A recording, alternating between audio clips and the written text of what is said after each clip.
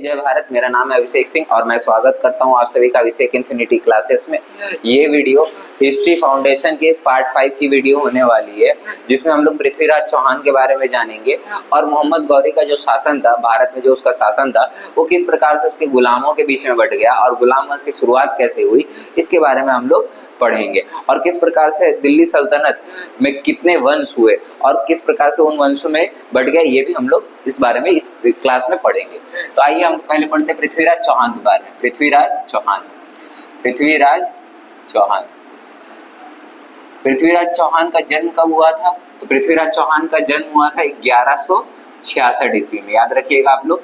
इस पे हालांकि बहुत सारे कॉन्ट्राडिक्शन है, कई लोगों के बीच में मतभेद है कि भाई कई लोग बोलते पृथ्वीराज चौहान का जन्म 1172 में हुआ था या उससे पहले हुआ था, 1166 से पहले हुआ था, कई लोगों का भी मानना है। लेकिन जो पुख्ता सबूत सबसे ज्यादा मिलते हैं देखने को, पृथ्वीराज चौहान का जन्म कब हुआ था? 1166 ईस्वी में हुआ था। अच्छा, इन्हें राय पिथौरा के भी नाम से जाना जाता था, ये भी याद रखिएगा, क्योंकि ये राय पिथौरा नामक किले के राजा थे। तो इन्हें राय पिथौरा भी कहा जाता है और पृथ्वीराज चौहान भी कहा जाता है, या इन्हें पृथ्वीराज चौहान तृतीय भी कहा जाए तो गलत नहीं होगा, ये भी कहा जाता है। ठीक है। इसके अलावा इनके पिता का नाम सोमेश्वर सिंह चौहान था। इनके पिता कौन थे? सोमेश्वर सिंह चौहान। ठीक है, सोमेश्वर सिंह चौहान। अच्छा, इनका राज्य क्षेत्र क्या था? तो राज्य क्षेत्र हम लोग पढ़ेंगे। इनका राज्य क्षेत्र था अजमेर और दिल्ली का, अजमेर और दिल्ली का। ठीक है। हालांकि शुरुआत में ये अजमेर का क्षेत्र इनके अंतर्गत आता था, लेकिन बाद में दिल्ली भी इनके अंतर्गत आ गया। अब इसके पीछे रीजन है कि जो दिल्ली था ये पहले अनंगपाल तोमर के अंदर में आता था। ये जो शासन था दिल्ली का अनंगपाल तोमर के अंदर में आता था, लेकिन उन्होंने क्या किया, जो कि पृथ्वीराज चौहान के नाना लगते हैं अनंगपाल तोमर, उन्होंने दिल्ली की स्थापना की थी। आप लोग पढ़े होंगे पिछले क्लासेस में, मैंने बताया था दिल्ली का पुराना नाम क्या है, तो याद रखिएगा ढिल्लिकापुरी। क्या नाम है पुराना नाम? ढिल्लिकापुरी। ठीक है। और दिल्ली की स्थापना किसने की है? तो दिल्ली की स्थापना अनंगपाल तोमर ने की है, जो कि पृथ्वीराज चौहान के नाना है। तो अनंगपाल तोमर जो थे, इनका जो शासन था, अब इनकी दो पुत्रियां थी। ठीक है। अब इन्हीं दो पुत्रियों के बीच में इनका शासन बंटना था। इनके कोई पुत्र नहीं थे, तो इनका जो शासन था दिल्ली का, वो या तो सोमेश्वर सिंह चौहान यानी कि पृथ्वीराज चौहान के पिता के हाथों में आना था, या इनके दूसरे जमाई राजा जयचंद के हाथ में आना था, जो कि गढ़वाल वंश के संस्थापक थे। मतलब इनके दो दामाद हुए, दो दामाद या जमाई कहा जा सकता है। कौन थे? पहला सोमेश्वर सिंह चौहान, सोमेश्वर सिंह चौहान जो कि चौहान वंश के ये थे, राजा थे, जो कि चौहान वंश के राजा थे। और दूसरा कौन थे? तो बोलेंगे राजा जयचंद। राजा जयचंद ये गढ़वाल वंश के थे। ये कौन से वंश के थे? तो याद रखिएगा गढ़वाल वंश के थे। ठीक है। अच्छा, अब बात ये था कि अनंगपाल जो थे वो सबसे ज्यादा पृथ्वीराज चौहान को मानते थे। ठीक है। और उसके अलावा पृथ्वीराज चौहान बचपन से ही काफी ज्यादा बहादुर छात्र रहे थे, या बहादुर लड़ाके रहे थे। इस कारण अनंगपाल इन्हें काफी ज्यादा माना करते थे। ठीक है। इनके ऊपर काफी ज्यादा भरोसा जताया करते थे। लेकिन हुआ क्या, जब दिल्ली का शासन बंटना था तो राजा जयचंद को लगता था कि ये शासन किसी और को नहीं, उसे ही मिलना चाहिए। लेकिन ऐसा नहीं हुआ। अनंगपाल जी ने इन्होंने अपना दिल्ली का जो शासन था वो सोमेश्वर सिंह चौहान को भी नहीं दिया और राजा जयचंद को भी नहीं दिया। अब इन्होंने देखा कि भाई दिल्ली का जो शासन है या तो इन दोनों के पुत्रों में बांटा जाए। तो राजा जयचंद की कोई पुत्र नहीं था, उनकी एक पुत्री थी, इसका नाम था संयोगिता। क्या नाम था? संयोगिता। इनका नाम था संयोगिता। अच्छा, इनके पुत्र का नाम क्या था? पृथ्वीराज चौहान। पृथ्वीराज चौहान। अब हुआ क्या कि जो दिल्ली का शासन था वो अनंगपाल ने सीधा सीधा किसको दे दिया? पृथ्वीराज चौहान को। किसके हाथों में दे दिया? पृथ्वीराज चौहान को। ठीक है। अब पृथ्वीराज चौहान के हाथ में जैसे ही ये शासन आया तो इससे क्या हुआ कि जो राजा जयचंद थे ये काफी ज्यादा चिढ़ गए, काफी ज्यादा परेशान हो गए और उन्होंने ये तक कह डाला कि पृथ्वीराज मेरा कोई रिश्तेदार नहीं है, वो मेरा दुश्मन है, वो मेरा जानी दुश्मन है। इस धरती पर सबसे बड़ा कोई अगर मेरा दुश्मन है तो वो पृथ्वीराज चौहान है, ये तक कह डाला था। तो इससे क्या हुआ कि एक द्वेष की भावना उत्पन्न हुई थी जो कि आगे चल करके पृथ्वीराज चौहान की मृत्यु का कारण भी बनी थी। अब हुआ क्या कि हम लोग जानते हैं पृथ्वीराज चौहान ने तराइन के 2 युद्ध लड़े थे। पहला युद्ध था 1191 ईस्वी में तराइन का पहला युद्ध, ये हम लोग जानते हैं कि ये पृथ्वीराज चौहान ने जीता था। किसके साथ हुआ था पहला युद्ध? तो हम लोग बोलेंगे चौहान वर्सेस गौरी। किसकी विजय हुई थी? तो ये हम लोग जानते हैं कि पृथ्वीराज चौहान किसमें विजय हुई थी। दूसरा युद्ध हुआ था 1192 ईस्वी में, तराइन का दूसरा युद्ध, जो कि ये तराइन का क्या था? दूसरा युद्ध था, तराइन का दूसरा युद्ध था। अब ये भी किसके बीच हुआ था? तो ये भी चौहान वर्सेस गौरी। लेकिन इसमें क्या हुआ, गौरी ने छल कपट करके क्या किया था, पृथ्वीराज चौहान को इस युद्ध में हरा दिया था। ठीक है, इसमें गौरी की विजय हुई थी। अब इस समय हुआ क्या कि इस समय सबसे ज्यादा जरूरत पृथ्वीराज चौहान को गढ़वाल वंश की थी। पूरा भारत उस समय एकजुट नहीं था। ये हम लोग जानते हैं कि भारत हमारा शुरू से ही क्या था, कई भागों में बटा हुआ था, कई छोटे छोटे वंशों में, कई छोटे छोटे राजपाटों में बटा हुआ था। तो उस समय जो सबसे ज्यादा जरूरत पृथ्वीराज चौहान को थी तो वो थी गढ़वाल वंश की। तो जिस समय ये अगर इस समय जब 1192 में तराइन का दूसरा युद्ध चल रहा था तो पृथ्वीराज चौहान को यदि गढ़वाल वंश की अगर मदद मिल जाती तो उस समय हमारे पास जो भी विदेशी ताकतें थी वो भारत में अपने पैर नहीं जमा पाती, क्योंकि मोहम्मद गौरी के बाद से ही क्या होता है, दिल्ली सल्तनत का काल शुरू होता है। मोहम्मद गौरी का ये तराइन का दूसरा युद्ध जीतने से ही क्या होता है, मोहम्मद गौरी भारत में पूरी तरह से एंटर कर जाता है और विदेशी ताकतें अपनी जड़ें जमा करके बैठ जाती हैं। तो कहने का मतलब क्या है कि अगर पृथ्वीराज चौहान का साथ अगर गढ़वाल वंश यानी राजा जयचंद ने दिया होता तो वो क्या हो जाते कि इस यहाँ पे पृथ्वीराज चौहान विजयी हो सकते थे और जो मोहम्मद गौरी था वो बुरी तरह से परास्त हो सकता था और वो भारत में कभी घुस ही नहीं सकता था। लेकिन हुआ क्या, हमारे भीतर में हमारे जो राजा वगैरह होते थे इनके भीतर में थोड़ी घमंड की भावना चलती थी, इनके भीतर में थोड़ा अपने ईगो सेटिस्फैक्शन की भावना चलती थी। तो इनके भीतर में थोड़ा सा ये रहता था कि भाई हम अपने से छोटों की मदद करेंगे, अपने से बड़ों की मदद करने नहीं जाएंगे, या अपने से बड़ों की अगर मदद करने जाएंगे तो अपने से छोटों को तुच्छ समझेंगे। इस प्रकार की ये चीजें होती थी। तो सभी लोग क्या थे, जितने भी राजा वगैरह थे, कुछ राजाओं ने कुछ अपने क्षेत्रों को लेकर के पृथ्वीराज चौहान की मदद की, जिससे पृथ्वीराज चौहान पहले से चूंकि वो शक्तिशाली थे तो और भी शक्तिशाली हुए। लेकिन गढ़वाल वंश एक काफी बड़ा वंश था, काफी बड़ा क्षेत्र था। अगर इनका साथ इनको मिल जाता, राजा जयचंद का साथ अगर पृथ्वीराज चौहान को मिल जाता तो बात कुछ और होती। लेकिन ये जो दुश्मनी है राजा जयचंद और पृथ्वीराज चौहान के बीच, ये यूं ही इतनी नहीं बढ़ी, इसके पीछे रीजन है। एक तो अनंगपाल ने क्या किया था, दिल्ली का शासन राजा जयचंद को न देकर के पृथ्वीराज चौहान को दे दिया, यानी कि पृथ्वीराज चौहान को राजा जयचंद के ऊपर समझा अनंगपाल जी ने। ठीक है, जिससे ये चिढ़ गया।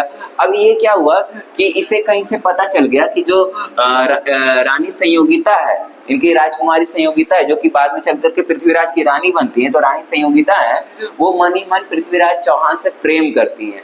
जैसे ये बात इनको पता चलती है तो ये क्या करते हैं, ये अपनी पुत्री का स्वयंवर रचा देते हैं, स्वयंवर कर देते हैं, जिसमें पहले क्या होता था, स्वयंवर होता था, यानी कि जगह जगह से दूर दूर से सभी राजाओं को आमंत्रित किया जाता था ताकि एक राजा अपनी पुत्री को विवाहित कर सके और उस स्वयंवर में जो विजयी होता था उसी के साथ में वो विवाह संपन्न होता था। ठीक है, तो मतलब कि ये स्वयंवर रचा दिया। तो स्वयंवर में क्या हुआ कि दूर दूर से सभी राजाओं को बुलाया गया, भारत के कोने कोने से सभी राजाओं को बुलाया गया, लेकिन पृथ्वीराज चौहान जो कि एकदम बगल में थे उनको नहीं बुलाया गया। ठीक है, अब ये पृथ्वीराज चौहान को पता चला तो पृथ्वीराज चौहान के सलाहकारों ने ये भी कहा कि भाई हमें खुद से हमें इस स्वयंवर में जाना चाहिए। तो उस समय पृथ्वीराज चौहान ने मना कर दिया कि ठीक है भाई, नहीं आमंत्रित किया तो हम नहीं जाएंगे।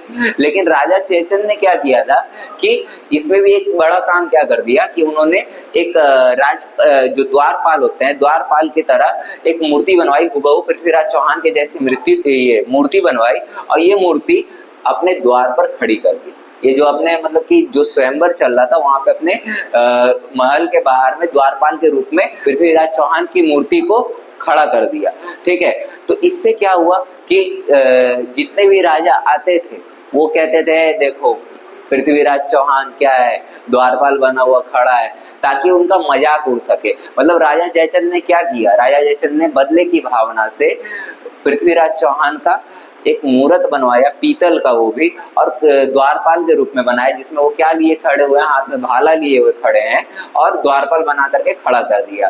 ठीक है, ताकि जितने भी राजा आए उनका मजाक बना सके। ठीक है, अब ये बात पृथ्वीराज चौहान को पता चलती है तो वो थोड़े से क्रोधित भी होते हैं। अब उन्हें उसी वक्त ये भी पता चल जाता है कि जो रानी संयोगिता है वो क्या है, वो मन ही मन क्या करती है, पृथ्वीराज चौहान से प्रेम करती है। तो ये बात जैसे ही पृथ्वीराज चौहान को पता चली, वो अपने सूरवीर लड़ाकों को लेकर के निकल पड़े गढ़वाल वंश की ओर, राजा जयचंद की ओर। ये राजा जयचंद की ओर जाते हैं जहाँ स्वयंवर चल रहा होता है, उस स्वयंवर में घुसते हैं, और वहाँ पे जितने भी राजा महाराजा बैठे होते हैं वो सभी जानते हैं कि वहाँ पे ऐसा कोई भी राजा नहीं है जो अकेले पृथ्वीराज चौहान से लड़ सके। तो जैसे ही पृथ्वीराज चौहान वहाँ पहुँचते हैं, रानी संयोगिता को उठा करके वहाँ से भगा करके लेकर के चले जाते हैं और विवाह कर लेते हैं। ठीक है, इससे राजा जयचंद और चिढ़ जाते हैं, एकदम कट्टर दुश्मन बन जाते हैं। किसका? पृथ्वीराज चौहान का। क्योंकि क्या रीजन था, तो बोलेंगे पहला तो न जगह मिला, ना जमीन मिला, यानी कि जो दिल्ली जो शासन मिलना था वो शासन नहीं मिला। दूसरे में इन्होंने मजाक उड़ाने का प्रयास किया पृथ्वीराज चौहान का, उसका भी इन्होंने, पृथ्वीराज चौहान ने अपने सूझबूझ से खंडन कर दिया। तीसरा में अपने जो पुत्री का स्वयंवर रचा रहे थे, ये स्वयंवर को भी क्या किया इन्होंने, पूरी तरह से बर्बाद करके रख दिया। इस स्वयंवर में घुस करके संयोगिता को भगा करके लेके चले गए, और जाकर के इन्होंने क्या किया, विवाह कर लिया। तो इससे राजा जयचंद और ज्यादा चिढ़ गए, और उन्होंने ये भी कह दिया कि जो मेरी पुत्री संयोगिता है वो मेरे लिए मर चुकी है। तो एक तो ये हुआ। अब यहाँ पे इसके वजह से क्या हुआ, इस दुश्मनी की वजह से क्या हुआ, 1192 का जो तराइन का दूसरा युद्ध हुआ, इसमें गढ़वाल वंश यानी राजा जयचंद ने इनका साथ नहीं दिया, जिससे क्या हुआ कि पृथ्वीराज चौहान इस युद्ध में हार गए। ठीक है, तथा इस युद्ध में इनकी मृत्यु हो गई। कई लोगों का मानना है कि यहाँ पे पृथ्वीराज चौहान को बंदी बनाया गया था, और बंदी बना करके गजनी ले जाया गया, जहाँ पे उनकी मृत्यु हो गई, आंखें निकाल ली गई थी, उसके बाद उनकी मृत्यु हो गई थी। तो ऐसी भी कई सारी घटनाएं फेमस है, लेकिन इतना कंफर्म है कि 1192 में पृथ्वीराज चौहान की मृत्यु हो गई थी। मृत्यु कब हुई थी, तो याद रखिएगा, मृत्यु कब हुई, 1192 ईस्वी में।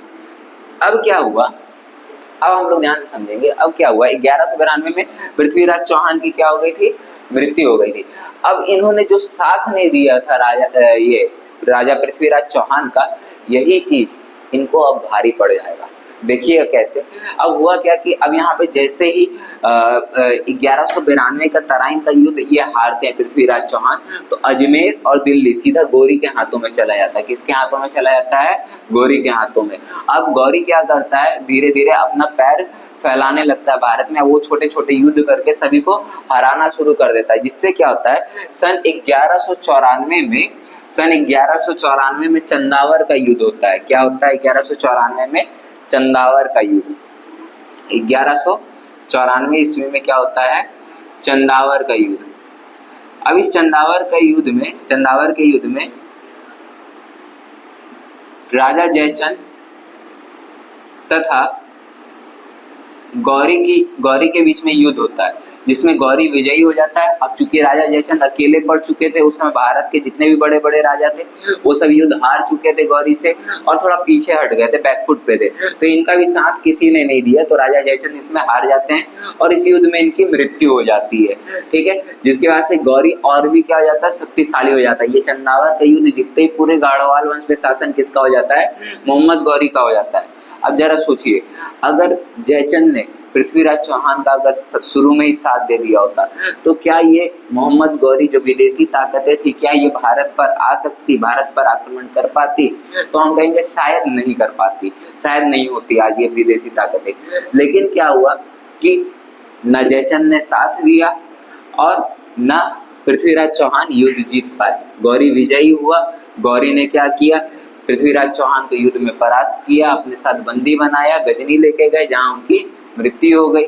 उसके अलावा 1194 में इनका भी वही हश्र हुआ, ये कमजोर पड़ गए। इस समय गौरी ने इनको बड़ी आसानी से हरा दिया चंदावर के युद्ध में। तो ये था पृथ्वीराज चौहान के बारे में जो हमें पढ़ना था, ठीक है। यानी पृथ्वीराज चौहान का जन्म कब हुआ था? 1166 में। मृत्यु कब हुई? 1192 में। इस प्रकार से पृथ्वीराज चौहान का जो शासन था वो आया भी और चला भी गया, ठीक है। अब हम लोग गौरी के बारे में पढ़ेंगे। हम लोग जानते हैं गौरी की मृत्यु 1206 ईस्वी में दम्यक में हो गई थी। गौरी की मृत्यु कब हुई थी? गौरी की मृत्यु 1206 ईस्वी में दम्यक में हो गई थी। कहाँ हो गई थी? दम्यक में, ठीक है। अब ये जब इसकी मृत्यु हुई तो गौरी का कोई पुत्र नहीं था, कोई भी पुत्र नहीं था।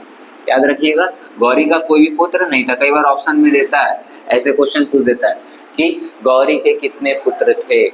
1 2 3 0। तो कई लोग 2 कर देते हैं, कोई लोग 3 कर देते हैं, लेकिन वो होगा कितना? 0। कोई पुत्र नहीं था, गौरी का कोई भी पुत्र नहीं था। अब इसकी वजह से क्या हुआ कि इसका शासन बटा।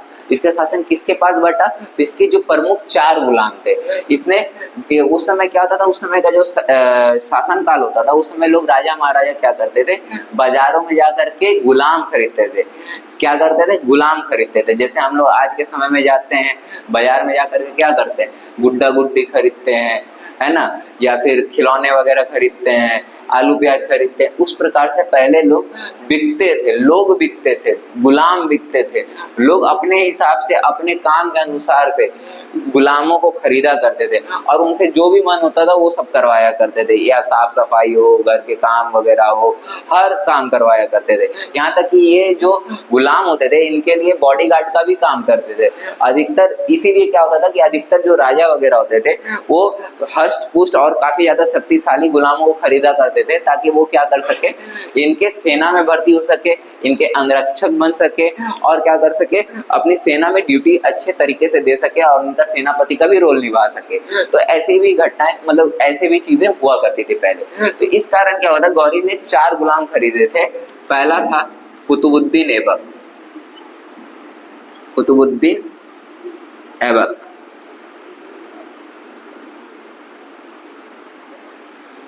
दूसरा था यल्दौज। तीसरा था कुबाचा। चौथा था बख्तियार खिलजी। ये इसके 4 गुलाम थे। अब ये 4 गुलाम काफी ज्यादा शक्तिशाली भी थे, ठीक है, और ये 4 गुलाम ही इसका पूरे भारतवर्ष में शासन को संभाला करते थे, ठीक है। तो कुतुबुद्दीन ऐबक जो था, इसको लाहौर और दिल्ली का क्षेत्र मिला, ठीक है। जब गौरी की मृत्यु हुई उसके बाद कुतुबुद्दीन ऐबक को लाहौर और दिल्ली का क्षेत्र मिला, यल्दौज को गजनी का प्लेस मिला, कुबाचा को सिंध का प्रदेश मिला, ठीक है। उसके बाद बख्तियार खिलजी को बंगाल और बिहार का क्षेत्र मिला, ठीक है। यानी कुतुबुद्दीन ऐबक को लाहौर और दिल्ली, यल्दौज को गजनी, कुबाचा को सिंध और बख्तियार खिलजी को बंगाल और बिहार का क्षेत्र मिला। इस प्रकार से इसका शासन जो था, गौरी का जो भारत की ओर शासन था, ये इस प्रकार से बट गया और सभी को मिलता चला गया। अब हुआ ये कि कुतुबुद्दीन ऐबक के मन में क्या आया कि भाई अगर हम अकेले शासन करना चाहते हैं, अगर हम दिल्ली पर शासन स्थापित करना चाहते हैं, क्योंकि दिल्ली सबसे मेन टर्म है, ठीक है, जो उस समय का मान्यता था कि जो दिल्ली में शासन करेगा वो पूरे भारतवर्ष को कंट्रोल करेगा, ऐसा चीज होता था, ठीक है। तो ये सही भी था, ठीक है। तो कुतुबुद्दीन ऐबक जो उस समय सोच रहा था क्या कि मेरे हाथों में लाहौर का तो शासन है लेकिन दिल्ली का भी शासन है, अगर ये दिल्ली के चक्कर में रहे तो ये तीनों क्या करेंगे, इसके दुश्मन बन जाएंगे और इस दिल्ली को हड़पने के चक्कर में क्या करेंगे, इसे मार बैठेंगे। तो कुतुबुद्दीन ऐबक ये गौरी के मोहम्मद गौरी के मरने के पहले से ये प्लान बनाने लगा था कि इसे करना क्या है, इसे किस प्रकार से इन तीनों को, बाकी तीनों को हैंडल करना है ताकि इसकी मृत्यु भी ना हो और इससे दिल्ली का शासन भी ना जाए। तो इसके लिए ये बहुत सारी चीजें सोचने लगा। लेकिन जो ये बख्तियार खिलजी था, ये बख्तियार खिलजी, इसकी मृत्यु 1905 में हो गई। कब हो गई थी? 1905 ईस्वी में। ये बेचारा गौरी से पहले ही टपक गया था, ये पहले ही मर गया था, ठीक है। तो इस कारण इसका शासन का कोई बात ही नहीं उठता है, ठीक है। तो अभी हम लोग बात करेंगे कुतुबुद्दीन ऐबक का। तो कुतुबुद्दीन ऐबक के हाथों में लाहौर और मुख्य रूप से दिल्ली का शासन आया, लेकिन इसने कभी दिल्ली से शासन नहीं किया, इसने लाहौर से ही शासन स्थापित किया। इसने गुलाम वंश की स्थापना की और लाहौर से ही सारा शासन चलाया, लेकिन दिल्ली से कभी भी शासन नहीं चलाया। लेकिन जो ये कुतुबुद्दीन ऐबक था, ये जानता था कि ये दिल्ली के चक्कर में ये मारा जा सकता है, इसलिए इसने क्या किया, यल्लौज की बेटी से अपना विवाह कर लिया। यल्लौज की बेटी से क्या किया? अपना विवाह रचा लिया, यानी यल्लौज की जो बेटी थी, बेटी से विवाह कर लिया, ठीक है। जिससे क्या हुआ, यल्लौज का दामाद कौन बन गया? कुतुबुद्दीन ऐबक, यानी कुतुबुद्दीन ऐबक यल्लौज का दामाद बन गया और यल्लौज को अपना ससुर बना लिया, जिसके कारण क्या हो गया, इससे जो लड़ने के चांसेस थे वो बिल्कुल खत्म हो गए। यानी कि एक दुश्मन को बेटी से विवाह करने के कारण, उसकी बेटी से विवाह करने के कारण अपना दुश्मनी खत्म करवा दिया, ठीक है। तो यल्लौज क्या हो गया? अब इसका ससुर हो गया। क्या हो गया? इसका ससुर हो गया, ठीक है। तो यहाँ पे कुतुबुद्दीन ऐबक ने दिमाग लगाया कि भाई यल्लौज से दुश्मनी किस प्रकार से खत्म करनी, तो उसकी बेटी से विवाह कर लिया, काम खत्म। अच्छा, अब बचा कुवाचा से क्या करना है? कुवाचा से अब ये इसके हम उम्र का था। अच्छा, इसकी कोई बेटी भी नहीं थी। अच्छा, बेटी थी तो काफी छोटी थी, तो विवाह तो कर नहीं सकता था। तो इसने क्या किया, अपनी बहन का विवाह इससे करवा दिया, कुवाचा से, जिससे कुवाचा क्या हो गया, इसका जीजा बन गया। क्या बन गया? जीजा बन गया, ठीक है। तो यानी कि इसने दोनों के साथ अपना रिलेशन जोड़ दिया, जिससे इसका दोनों तरफ लड़ने का चांसेस क्या हो गया, खत्म। युद्ध के चांसेस क्या हो गए, खत्म।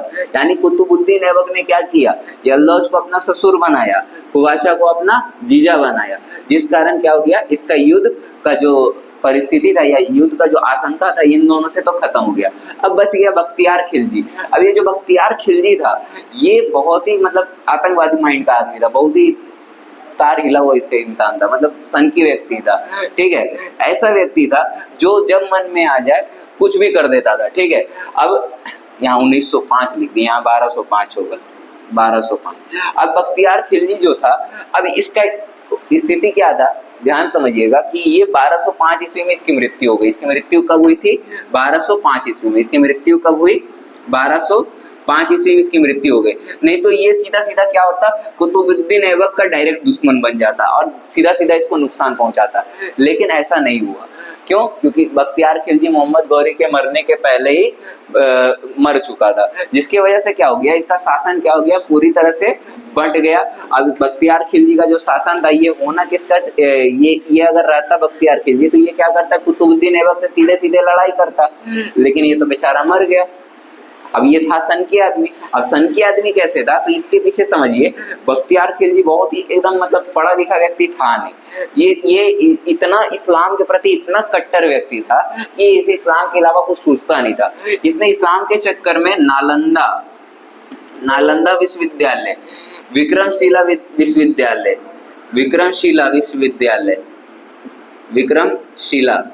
विश्वविद्यालय तथा उदंतपुरी जैसे विद्यालयों को क्या किया, पूरी तरह से नष्ट कर दिया। उदंतपुरी, नालंदा, विक्रमशिला और उदंतपुरी जैसे विश्वविद्यालयों को नष्ट कर दिया, जो कि भारत के ज्ञान की नींव हुआ करती थी। इन सभी को क्या किया, इसने नष्ट कर दिया। जिसमें नालंदा विश्वविद्यालय को तो हम लोग जानते हैं, जिसमें लाखों किताबें थी, लाखों करोड़ों किताबें थी, जिसमें इसने आग लगवा दिया था और नालंदा विश्वविद्यालय खंडर बन गया, जिसमें तकरीबन 6 महीने तक आग निकलती रही थी, आग धू धू करके जलती रही थी, सारी किताबें जलती रही थी, भारत का ज्ञान जलता रहा था।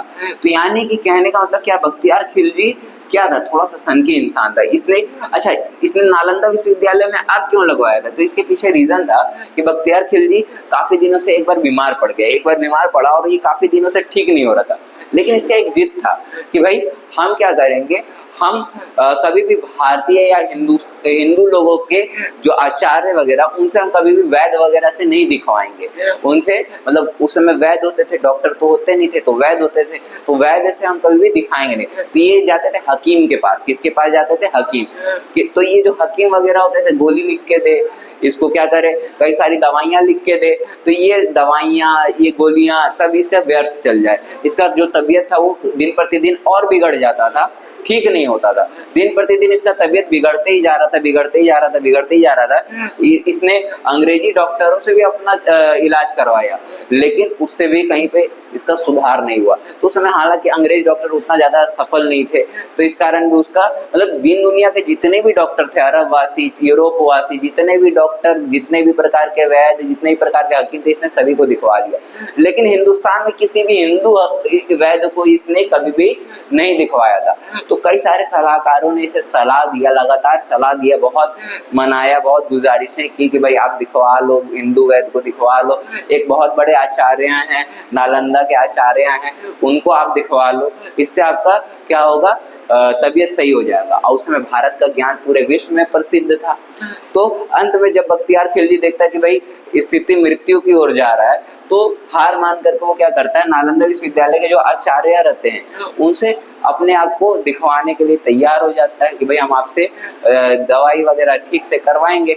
लेकिन आचार्य के सामने एक शर्त रखता है, कहता है कि हम आपसे दिखवाएंगे तो जरूर, लेकिन अगर तुम में सच में अगर शक्ति है, तुम सच के अगर वैद्य हो, सच में तुम्हारे सनातन धर्म में इतनी ताकत है, तो तुम एक काम करो, सीधे सीधे एक काम करो, मुझे बिना दवाई के ठीक करके दिखाओ। मैं कोई दवाई नहीं खाऊंगा, मैं तुम्हारे द्वारा दिए गए कोई भी दवा, किसी भी प्रकार के मलहम या किसी प्रकार के पानी वगैरह को नहीं पीऊंगा। उसके बिना अगर दम है तो ठीक करके दिखा सकते तो ठीक करके दिखा दो। इस प्रकार की शर्त को बख्तियार खिलजी सामने रखता है।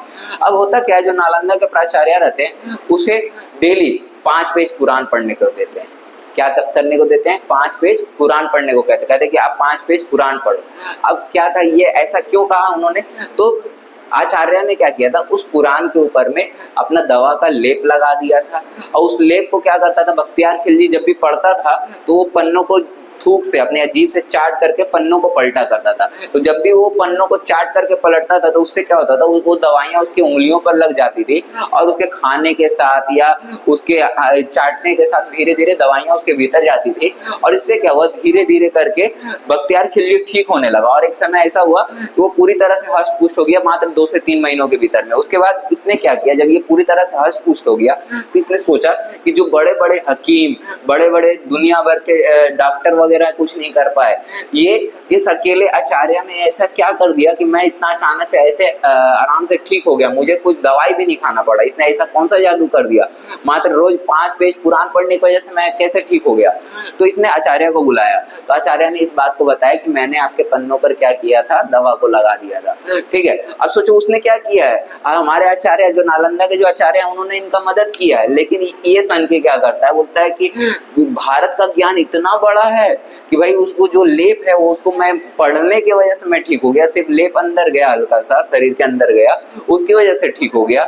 इससे उसको काफी ज्यादा ईर्ष्या हुई, जलन हुई बख्तियार खिलजी को, और था तो सन की आदमी, बहुत गुस्सा भी आया। उसने क्या किया, सीधे सीधे नालंदा विश्वविद्यालय में आग लगवा दिया। उसी के गुस्से में विक्रमशिला और उदयपुरी को भी उसने नष्ट कर दिया।